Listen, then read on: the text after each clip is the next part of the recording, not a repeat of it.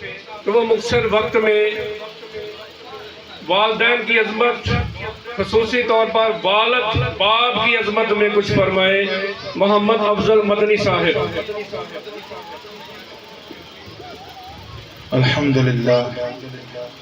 الحمدللہ وکفا والصلاة والسلام علی من لا نبی بعد، اما بعد فاعوذ باللہ من الشیطان الرجیم، بسم اللہ الرحمن الرحیم۔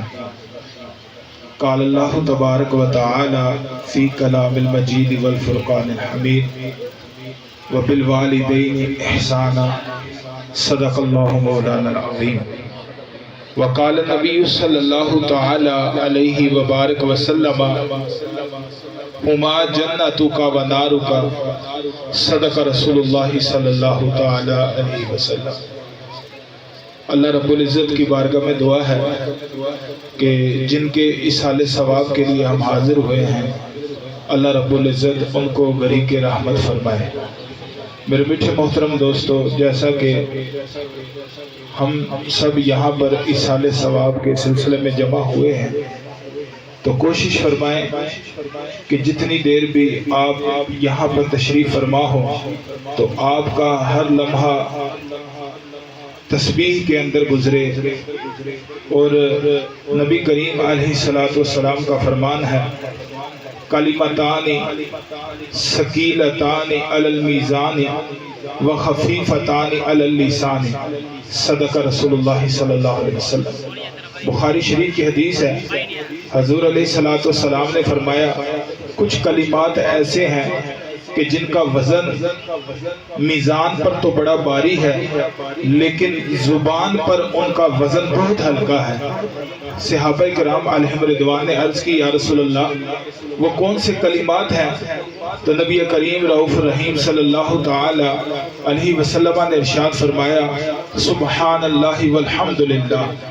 فرمایا یہ کلمات ایسے ہیں کہ زبان پر ادا کرنے میں کوئی وزن محسوس نہیں ہوتا، لیکن جو میزان پر ان کا وزن ہے بہت زیادہ باری ہے۔ تو ایک دفعہ سبحان اللہ کہہ دیں۔ آپ کی زبان پر کوئی وزن محسوس ہوا؟ بتائیں، کوئی بار محسوس ہوا؟ نہیں، لیکن جو میزان پر ان کا وزن ہے وہ بہت زیادہ ہے۔ حضور نے فرمایا جو ان کلمات کا پڑھتا ہے، اعادہ کرتا ہے، اللہ رب العزت اس بندے کے نام کا جنت میں درخت لگا دیتا ہے۔ تو آپ نے جتنی دیر یہاں بیٹھنا ہے تو آپ نے خاموش نہیں بیٹھنا۔ اس کا فائدہ صرف مرحوم کو نہیں ہوگا، بلکہ آپ کے نامہ اعمال میں بھی جنت کا درخت لگا دیا جائے گا۔ آپ کا اس بات پر تو ایمان ہے کہ حضور جو فرمائیں سچ ہے؟ کس کس کا ایمان؟ ہاتھ کھڑا کر دیں۔ تو سارے ہاتھ کھڑا کرو ذرا۔ سارے نے ایمان ہے کہ جو نبی علیہ السلام فرمان ہو سچ ہے، کہ حضور دا فرمان ہے کہ جو سبحان اللہ پڑھتا ہے اللہ دے نام دا جنت درخت لگا دیتا ہے۔ تے اسی اس محفل میلاد بسلسلہ اصحال ثواب دے سلسلے جو بیٹھے ہیں، تے جنی دیر بہنا ہے تے کچھ نہ کچھ کلمات دا اعادہ کرتا رہنا ہے۔ تواڈے نامہ اعمال چ بھی نیکیاں لکھون گیاں تے مرحوم نو بھی دا ثواب ملے گا۔ نبی کریم علیہ السلام نے فرمایا ہما جنتک و نارک، کیونکہ میرا ذہن تے میلاد مصطفیٰ تے بیان کرن دا سی، لیکن بزرگاں دی طرفوں حکم ہویا کہ والدین دی شان بیان کرنی ہے، تے انشاءاللہ مختصر انداز دے اندر والدین دی شان بیان کراں گا، کیونکہ گھر والے دی طرفوں بھی ہے کہ اسی 1 بجے تو پہلا ختم پاک پڑھنا ہے، تو کچھ مہمان بھی آئے ہیں۔ کوشش کراں گا کہ حدیث مبارکہ سنا کے اپنے بیان کو ختم کراں گا۔ فرمایا ہما جنتک و نارک، ہما اے دو بندیاں واسطے بولیا جاندہ ہے۔ عربی دے وچ ایدہ لفظ دا استعمال دو بندیاں واسطے ہوتا ہے، ایک والدہ اور ایک والد۔ نبی کریم علیہ السلام نے فرمایا ہما جنتک و نارک، صحابہ تواڈے والدین تواڈے واسطے جنت بھی نہیں تو تواڈے واسطے دوزخ بھی نہیں۔ صحابہ کرام علیہم رضوان دا طریقہ سی کہ اگر کوئی گل سمجھ نہیں سی آندی تے حضور دی بارگاہ چ سوال کر لیندے سن. وہ سوال کس واسطے ہوندا سی کہ اس گل دی وضاحت ہو جائے, اس گل دا اگر مفہوم سمجھ نہیں آیا تے او گل دا پتہ چل جائے. عرض کیتی یا رسول اللہ والدین جنت نے, اے گل تے سمجھ آ گئی, لیکن یا رسول اللہ کیا والدین دی وجہ تو بندہ دوزخ تے بھی چلا جائے گا؟ حضور نے فرمایا ہاں صحابہ بالکل, اگر کوئی بندہ اپنے والدین کی خدمت نہیں کرتا, انہاں نو راضی نہیں کرتا, اللہ تعالیٰ انہوں جہنم عطا کر دے گا. اے نبی کریم علیہ السلام دا فرمان, اور فرمایا الا انبئکم علی اکبر الکبائر, صحابہ وڈے وڈے گناہاں تو تانوں خبردار نہ کراں؟ عرض کیتی یا رسول اللہ ہاں. فرمایا عقوق الوالدین, والدان دی نافرمانی کرنا کبیرہ گناہ ہے. جتھے والدین دی شان ہے, اگر بندہ انہاں دی فرما برداری نہیں کرتا تو پھر اتھے وعیدات بھی شامل ہیں. اتھے ماں باپ دی نافرمانی کرن والے دے جو نقصانات نہ حدیث سے بیان ہوئے, نبی کریم علیہ السلام دی بارگاہ چ صحابہ حاضر نے, یا رسول اللہ ایک بندہ او دی روح قبل نہیں ہو رہی. حضور دی بارگاہ چ جس وقت حاضر ہوئے نا, حضور علیہ السلام نے فرمایا صحابہ دسو کیا اپنے ماں باپ دا فرما بردار ہے؟ عرض کیتی یا رسول اللہ صلی اللہ علیہ وسلم اے ماں دا نافرمان ہے. حضور نے فرمایا لے جاؤ, جتنی دیر ماں راضی نہیں ہوئے گی اللہ تعالیٰ دی روح بھی قبض نہیں کرے گا. فرمایا صحابہ انہوں لے جاؤ, انہوں میری نظریں تو پرا کر دو. کیوں؟ فرمایا اے اپنی ماں دا نافرمان ہے, جنی دیر تک ماں راضی نہیں ہوئے گی اللہ بھی راضی نہیں ہوئے گا. علامہ صاحب بیان کر رہے سن, فرما رہے سن, فرمایا ماں دی رضا رب دی رضا ہے, تو ماں دی ناراضگی رب دی ناراضگی.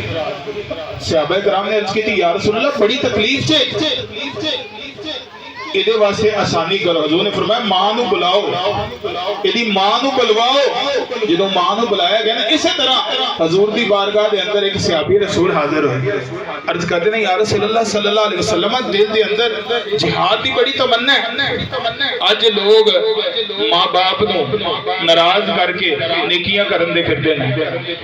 یاد رکھ لو جتنی دیر ماں پہ راضی نہیں ہوگا کوئی نیکی کام نہیں آئے گی. حج بھی کرو گے حج قبول ہے نہیں ہوئے گا, نماز پڑھو گے نماز بھی قبول ہے نہیں ہوئے گی. فرمایا جدا ماں راضی, جدا رب راضی, جدا پیو راضی ادا رب راضی.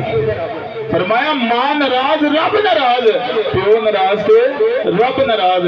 نبی کریم علیہ السلام دی بارگاہ حاضر ہوئے, عرض کی تھی یا رسول اللہ صلی اللہ علیہ وسلم دل دے اندر جہاد دی بڑی تمنا ہے, دل دے اندر بڑی خواہش ہے, میرا دل کرتا ہے میں جہاد کراں. یا رسول اللہ جس ویلے دی آیت جہاد نازل ہوئی, اللہ قرآن چ فرماتا ہے وَلَا تَقُولُوا لِمَنْ يُقْتَلُ فِي سَبِيلِ اللَّهِ أَمْوَاتًا. یا رسول اللہ, اللہ نے مجاہد بھی بڑی شان بیان فرمائی. یا رسول اللہ صلی اللہ علیہ وسلم تسی بھی مجاہد بھی بڑی شان بیان فرمائی. یا رسول اللہ تسی شہید کا بڑا مقام و مرتبہ بیان فرمایا. فرمایا شہید جس ویلے شہید ہوندا ہے وہ دے خون دا قطرہ زمین تو گرن تو پہلا اللہ دی بخشش فرما دیندا ہے. یا رسول اللہ صلی اللہ علیہ وسلم اسی حدیث سنی ہے, تسی فرمایا جس ویلے شہید ہوندا ہے شہادت تو فوراً بعد اللہ انہوں اپنا دیدار عطا فرماندا ہے.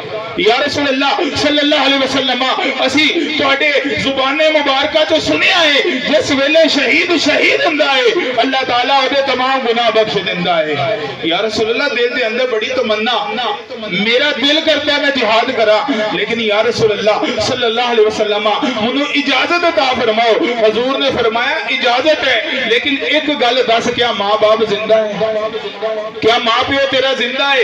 آج لوگ جناب حج کرن جا رہے ہیں, لوکاں دے اندر مال تقسیم کر رہے ہیں, گھر دے اندر ماں باپ دوائی دا محتاج ہے جناب, باہر بڑے خرچے ہو رہے ہیں, بڑے چرچے ہو رہے ہیں, لاکھ روپے خرچے کیتے جا رہے ہیں, لیکن ماں پیو دا کوئی خیال نہیں. حضور نے فرمایا اگر تو جہاد تے جانا چاہنا ہے تنو اس صورت اجازت ملے گی اگر تیرا ماں پیو تنو اجازت عطا فرمائے گا. عرض کی تھی یا رسول اللہ والدہ بیمار ہے, بیمار رہندی ہے بزرگان دین فرماتے ہیں کہ ایک بڑے بڑے اللہ دے ولی گزرے انہوں نے جس ٹائم عبادت کرنا شروع کی تھی جنگلات دے اندر جا کے عبادت کی تھی وہ 30-40 سال عبادت کی تھی لیکن دل دے وچ وہ مزہ نہیں آیا دل دے وچ پیار نہیں آیا عبادت دا ذوق نہیں آیا گھر دے وچ آئے آ کے دروازے نو دستک دیتی والدہ نے دروازہ کھولیا پوچھیا کون عرض کیتی میں اماں تیرا بیٹا ہاں دروازہ کھولیا رات دا ٹائم ماں نے پانی منگیا پانی دیتا ماں نے دعا کیتی دل دے اندر عبادت دا ذوق پیدا ہو گیا اتھوں پتہ چلیا کہ 30 سال 40 سال عبادت کرنا ایک سائیڈ تے تو ماں پیو نو راضی کرنا ایک سائیڈ تے 30 سال رب دی عبادت کی تھی لیکن ماں نے دعا کی تھی اللہ نے پانی دے صدقے ہی سب کچھ عطا فرما دے عرض کی تھی یا رسول اللہ صلی اللہ علیہ وسلم ماں زندہ بیمار ہے میں ماں دی خدمت کر رہے ہیں لیکن جہاد کا بڑا شوق لیکن یا رسول اللہ صلی اللہ علیہ وسلم جہاد کی بڑی تمنا ہے حضور نے فرمایا ایک کام نہ دس دوا اگر تو وہ کام کرے تو اللہ تینوں جہاد کا بھی ثواب عطا دے عمرے کا بھی ثواب عطا فرما دے حضور نے فرمایا ایک کام نہ دس دوا اگر او تو کام کرے اللہ تینوں حج مقبول دا ثواب عطا فرما دے نبی کریم علیہ الصلوۃ والسلام دی حدیث ہے فرمایا جڑا بندہ والدین دا دیدار کردا ہے خوشی دے نال مسرت دے نال اللہ انہوں مقبول حج دا ثواب عطا فرما دے آج دسو حج کتنا مہنگا ہے حج کرنا آسان ہے 15-20 لاکھ روپے دا حج وہ بھی پتہ نہیں قبول ہویا کہ نہیں اللہ تعالیٰ نے کاری تو انہوں ایسی چیز عطا فرمائی فرمایا تیرے کولے 15-20 لاکھ نہیں تو پریشان نہ ہو گھر دے اندر والدین نو خوشی نال ویکھ لے اللہ تینوں مقبول حج دا ثواب عطا فرما دے عرض کرن دا مقصد نبی کریم رؤوف الرحیم صلی اللہ علیہ وسلم دی بارگاہ دے اندر صحابی رسول عرض کیتی یا رسول اللہ صلی اللہ علیہ وسلم